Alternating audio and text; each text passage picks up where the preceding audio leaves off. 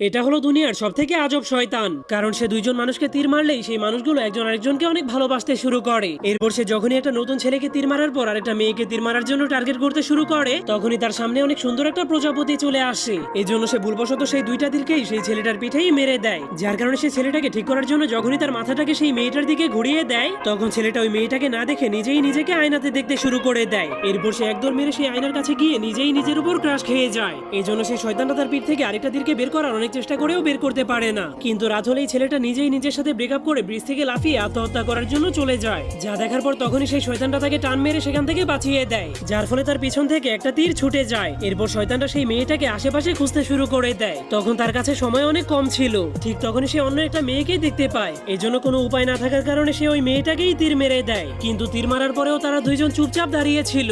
এই জন্য শয়তানটা বুদ্ধি খাটিয়ে সেই পুরনো মেয়েটার চেহারার জায়গাতে এই নতুন মেয়েটার চেহারা এঁকে দেয়, যার ফলে শয়তানটার ম্যাজিক